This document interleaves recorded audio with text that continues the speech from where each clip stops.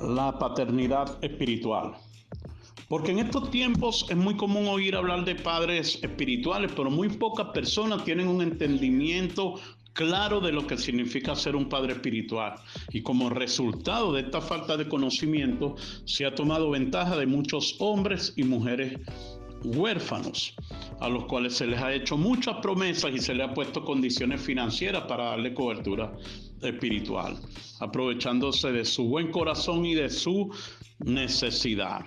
Y estas condiciones, ¿verdad?, solo han contribuido a hacer más grandes a los ministerios y dominaciones que ofrecen la cobertura. Y tal cosa se debe a que los hijos no reciben realmente lo que necesitan. Es importante el tema de la paternidad, porque vemos que no existe una relación paternal entre la cobertura y aquel que quiere un padre espiritual que lo guíe y que lo lleve a su destino. Amados, hablar de un padre espiritual es equivalente a hablar de una cobertura espiritual, y ninguna de las dos cosas puede darse si no hay una relación del padre e hijo.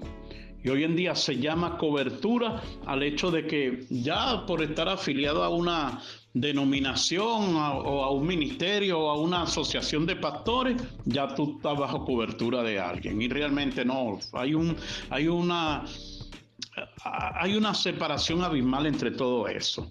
Esto no implica que una persona tenga cobertura espiritual, ya que los hijos ni siquiera conocen a su líder personalmente. ¿Cómo pueden recibir una herencia que no se les quiere dar? ¿Cómo pueden ir en pos de un padre espiritual que solo busca su dinero y no está dispuesto a transferirles una herencia? A la luz de estas verdades, yo me pregunto, o me hago la pregunta, ¿quién puede ser un padre espiritual? Y aquí la reflexión.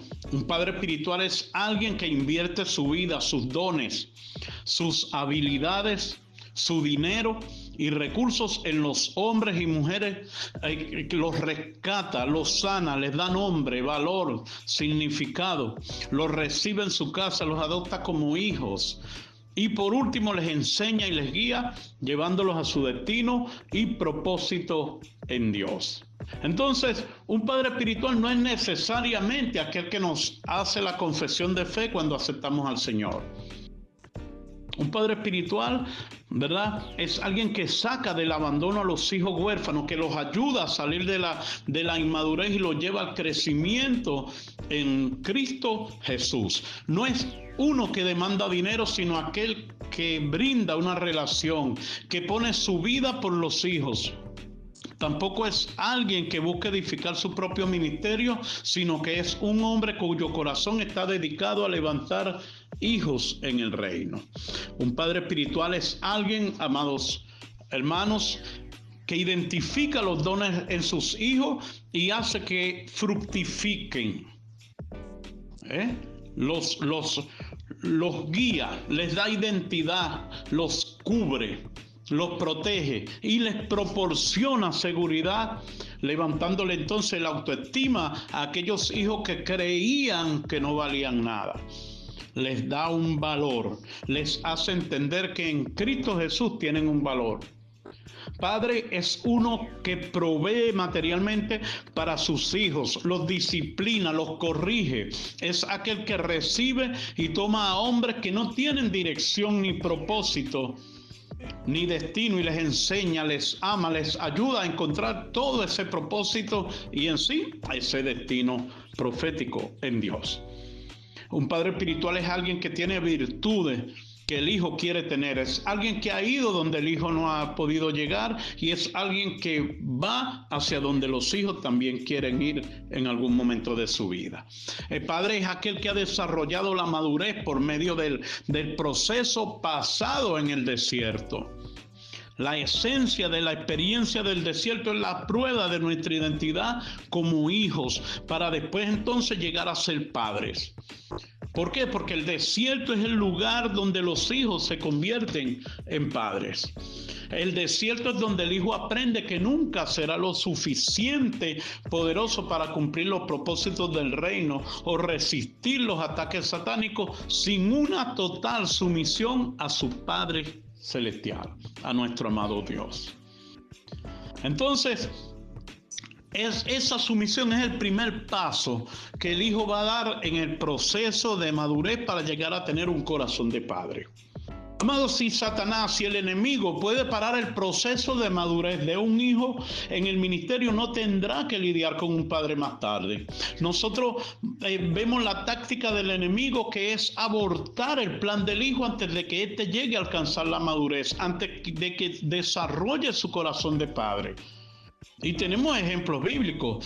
Allí el faraón mató a todos los niños que nacían de los judíos, para luego no tener que lidiar con Moisés. Herodes mandó a sacar también a los niños en Belén para después no tener que lidiar con Jesús.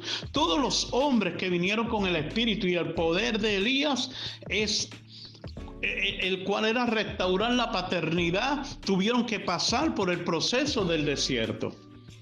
Juan el Bautista, Elías, Jesús.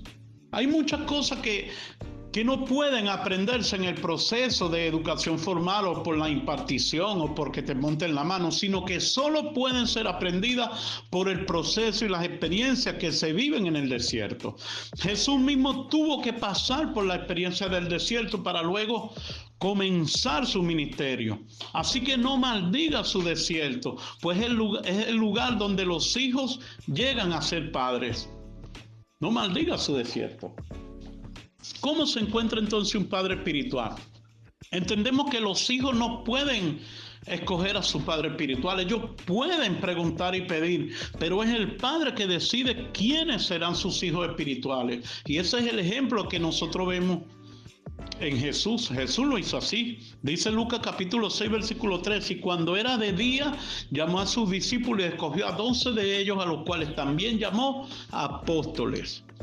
Los padres espirituales no se escogen en los catálogos, ni en las revistas o en los grandes congresos y conferencias. Tampoco se escogen entre los predicadores favoritos, el predicador que está de moda, el que más suena, el que mejor se viste, el que más gente tiene. No. Pablo dijo que había miles de maestros, pero pocos padres. Por eso es tan difícil dar con uno. Un padre espiritual no se escoge porque profetiza preciso, porque Dios hace milagros por medio de él. No, amados, un padre espiritual no surge producto de capricho de un hombre, sino debido a una relación que se establece por medio de voluntad de Dios en una unidad sellada, una fusión por el Espíritu Santo. Hay muchos hombres y mujeres huérfanos en el ministerio y en la sociedad que no tienen su propio nombre. Muchos de ellos no saben de dónde vienen ni a dónde van. Siempre he dicho que cuando nadie sabe para dónde va, cualquier camino le sirve. Personas que crecieron solos, sin un modelo de padre en su hogar, y ahora que son adultos no saben cómo ser padre para sus hijos. No saben. Ahora son adultos, no saben nada, por lo tanto están clamando por un padre que les proporcione una identidad, que los ayude a llegar a cumplir su propósito en Dios. Y muchos de ellos luchan con su propia inseguridad. Muchos de ellos tienen miedo de todos aquellos que tienen mayor talento y unción. Otros llevan sobre sí la vergüenza de la ilegitimidad, o sea, no están seguros de quiénes son ni de su origen, su propósito, su potencial. No saben hacia dónde se dirigen, no saben quiénes son, de dónde vienen, ignoran cuál es su identidad, no tienen claro cuál es su propósito en la vida. Y es imposible saber a dónde vamos si no sabemos de dónde venimos. Entonces, es importante saber eso. Quiero compartir un ejemplo de un estudio que se llevó a cabo con 300 niños desde el momento de su nacimiento hasta que alcanzaron la edad de 25 años. La mitad de estos niños fueron criados solo por sus madres y la otra mitad de los niños creció bajo el cuidado de sus padres. El resultado final de este estudio fue que los niños que crecieron con el padre desarrollaron un mayor sentido de identidad, llegaron a ser personas más seguras. No se registra que hayan tenido tantos problemas con la policía como los que como los que no tuvieron con un padre al lado. Con esto no queremos decir que el criarse con unos u otros es mejor, sino que el padre les da algo que sus hijos, o le da algo a sus hijos que la madre no les puede dar. Dios ha escogido revelarse a sí mismo como padre, pues Él nunca se ha llamado a sí mismo madre. En cambio, sí se ha llamado el Padre eterno, nuestro Abba. El verdadero padre no es aquel que engendra, sino aquel que protege, aquel que cuida lo que nace de él. Si fuera por engendrar, se podría decir que hasta cualquiera es padre. Ser padre implica proteger todo aquello que proviene de nosotros. El apóstol Pablo nunca se casó, sin embargo fue padre de muchos hijos espirituales y de muchas iglesias. Hay muchos maestros o ayos, pero pocos padres. 1 Corintios 4:15 dice: aunque tengáis 10,000 ayos en Cristo, no tendréis muchos padres, pues en Cristo Jesús yo los he engendrado por medio del Evangelio. Cuando Pablo le habla a los corintios acerca de que pueden tener 10,000 maestros, pero no muchos padres, se está refiriendo a la raíz de su problemática, la falta de madurez paternal en el liderazgo de la iglesia de ese momento de Corinto. En vez de tener un padre, tenían 10,000 instructores o maestros que enseñaban y predicaban, pero no impartían el corazón de padre. No lo impartían. Y esto hay que ver, porque la palabra maestro se corresponde con el vocablo griego que tiene que ver con paideagogos, de donde se deriva la palabra pedagogía. Pedagogía significa literalmente un guía, un guardián, un instructor de muchos. Y este término hace referencia a un sirviente cuya posición oficial era para este lenguaje encargarse de que el niño fuera a la escuela. Así que los padres eran sustituidos por sirvientes asalariados que no tenían nada que darle a esos hijos, puesto que no eran sus padres y mucho menos podrían ofrecer una herencia espiritual. Bueno, hoy en día hay miles de ministros que han sido educados en las escuelas más prestigiosas, pero muchos han reemplazado la relación y la función de los padres con audios, con padres sustitutos a través de las redes sociales, videos, temas recalentados de internet. Y hemos cambiado los verdaderos padres por guardianes, por maestros a los que no les interesa que cumplamos el destino de Dios para nosotros. Son maestros elocuentes que nos enseñan y nos brindan una palabra buena, una formación, pero con los cuales nosotros no tenemos ninguna relación y tampoco recibimos de ellos ningún tipo de impartición para nuestras vidas. ¿Por qué? Porque solo los padres, ¿verdad?, espirituales nos pueden impartir verdades divinas que penetren hasta nuestro hueso y nuestro corazón, llevándonos hacia la madurez espiritual y al destino que Dios nos señaló. Entonces, ¿por qué el motivo de esta reflexión en este momento por acá? Porque es importante que nosotros, como personas de renovación, como dice el libro de Romanos en el capítulo 12, versículo 2 por allá, que nos renovemos y que entendamos cuál es la buena voluntad de Dios para nosotros, buena, agradable y perfecta. Nosotros tenemos que entender el sentido de la paternidad para poder dar tenemos, Juan 3:11 dice que nosotros no podemos dar lo que no conocemos. Tenemos primero que entender lo que es paternidad, entenderla, tener un padre espiritual también, para poder dar eso, ¿ok? Que es algo que va más allá, como les dije al inicio, de lo que es cobertura. Nosotros tenemos que cambiar el paradigma mental de siempre estar buscando tantos maestros, guardianes o instructores de muchos que lo único que desean es conseguir su pago y levantar su propio ministerio. Eso tiene que frenar. Esto no tiene nada de malo, por supuesto, pero nosotros necesitamos verdaderos padres espirituales que nos enseñen, que enseñen a la gente, que disipulen, que entrenen con amor, con disciplina por medio de una relación. Nosotros necesitamos padres que nos ayuden a salir de la inmadurez espiritual, que nos guíen a encontrar nuestro propósito y llamado en Dios, que sanen nuestras heridas, que nos restauren. Esa función solo la pueden cumplir los verdaderos padres espirituales, no un maestro, no un guardián, ¿ok? No alguien no un porrista, no, alguien que esté condicionado. Sin embargo, el padre espiritual, oiga bien, está listo para cubrirnos, para protegernos, para ayudarnos en los momentos más difíciles. Los israelitas actuaban de la misma forma que los corintios. Tomaban a cualquiera persona que ellos pensaban que tenía el potencial para ser líder y le seguían. Incluso a veces pensaban que porque un hombre tenía la ropa correcta o la elocuencia necesaria, ya estaba calificado para ser líder o la cabeza de la casa o del pueblo. No es así. Esto mismo nos ocurre hoy en día. Si un ministro o un pastor tiene la unción, si predica bien, si enseña con revelación, inmediatamente lo escogemos al momento como padre. Sin embargo, si en realidad nunca desarrollamos una relación cercana de padre e hijo, ese hombre puede ser muy buen maestro, pero nunca será un padre espiritual para nosotros. El Padre, en cambio, siempre estará allí, nos cambiará, como se dice coloquialmente, los pañales cuando nos ensuciemos. El Padre nos acompañará en nuestro crecimiento, en nuestra madurez, nos dirá con palabras de ánimo cuando estemos desanimados que sigamos adelante, que sí se puede. Y nos llevará a descubrir y a cumplir el propósito de Dios en nuestra vida. Es importante entender que hay muchos buenos maestros que nos pueden enseñar. De hecho, a mí me fascina la enseñanza.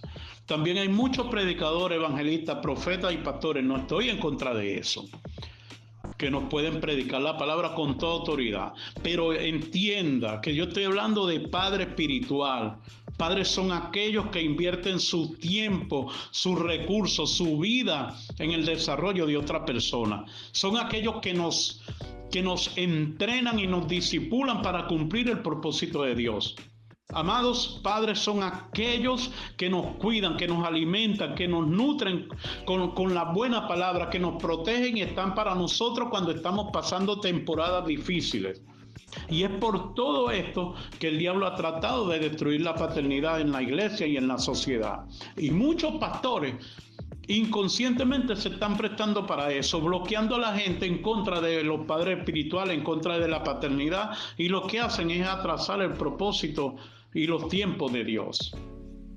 Entonces, ¿cuáles son para ir cerrando esta reflexión en este tiempo, cuáles son las 3 armas que el enemigo usa para destruir la paternidad? Primero, el dominio patriarcal. El dominio patriarcal, Génesis 3:6. Y vio la mujer que el árbol era bueno para comer y que era agradable a los ojos y árbol codiciable para alcanzar la sabiduría, y tomó de su fruto y comió y dio también a su marido, el cual comió así como ella. El pecado de Adán y Eva trajo maldición sobre sus vidas y su descendencia. Esa era la intención de Satanás, engañarlos y llevarlos a pecar para traer maldición sobre ellos y separarlos de Dios. Segundo, vamos a buscarla aquí. La pasividad del hombre. Ser una persona pasiva es equivalente a ser apática, es tener falta de sentimiento, de emociones, falta de interés, de cuidado, es estar inactivo. La pasividad en el hombre es causada por un espíritu maligno, el cual destruye la masculinidad del individuo y lo vuelve apático. Hay una tendencia y una atracción entre el espíritu de control que opera en la mujer y el espíritu de pasividad que opera en el hombre. Estos espíritus están destruyendo hogares, familias y aún iglesias enteras. Por eso es importante la paternidad. Y tercero, la mentalidad machista. La maldición opuesta a la del dominio matriarcal es la mentalidad o el dominio machista. Este es el otro extremo de la manipulación o el dominio matriarcal. Cuando Dios le dice a la mujer y él, tu marido, se enseñoreará de ti. Entonces ahí Dios le está diciendo que el hombre es su naturaleza caída, tendrá la tendencia a soyugarla, a someterla y hasta maltratarla y abusar de ella. Pero no es ese el verdadero propósito. Eso es una tergiversación de lo que Dios le dijo. Pero como ambos están bajo la maldición del pecado, del mismo modo que la mentalidad matriarcal, el machismo ha encontrado espacio para propagarse y hacerse parte de esa cultura en unas sociedades más que en otras. Entonces, hay países en que la mujer no puede caminar junto al hombre. Nosotros en la iglesia cristiana evangélica, no te lo pierdas, también tenemos tergiversación de versículos como la mujer, no le permito a la mujer que hable en la congregación, sino que calle. Y nos traímos eso de aquellos tiempos, como le decía hace rato al inicio, sin investigar por qué el apóstol Pablo dijo eso allá. Nos lo trajimos hasta acá y ya tenemos algunas mujeres maniatadas y amordazadas en las iglesias, quitándole su derecho a manifestar sus dones, talentos o ministerio. No es así. Pero este no es el tema hoy. Más adelante o en otra oportunidad trataremos ese tema. Entonces, cuando el hombre se enseñorea de la mujer, maltratándola, negándole el lugar que merece, abusando física y verbalmente de ella y de sus hijos con una actitud machista, no puede cumplir su rol y función de ser de padre. De la misma manera ocurre cuando se permite que la mujer tenga el dominio sobre el hombre. Y a esto, la solución a estos dos problemas radica en reconocer que tanto el hombre como la mujer están llamados a trabajar juntos. Si cada uno conoce su función, tanto el uno como el otro, llegarán a ser verdaderos padres. Espero que esta reflexión sea de gran bendición para todos ustedes. Quiero cerrar con lo que dice Malaquías capítulo 4, versículo 6, donde dice: Él hará volver el corazón de los padres hacia los hijos y el corazón de los hijos hacia los padres. No sea que yo venga y castigue la tierra con maldición. De acuerdo a lo que he compartido, ya en este momento es necesario que se llegue a una restauración genuina de todas las cosas, y una de las señales de la restauración que Dios está llevando a cabo en toda la tierra, y es que el corazón de los padres se vuelva hacia los hijos y el de los hijos hacia los padres. Su amigo y servidor, el apóstol Carlos Márquez, desde Venezuela, esperando que sea de gran bendición esta reflexión para todos ustedes, y será hasta la próxima. Paz y bendiciones, mis amados.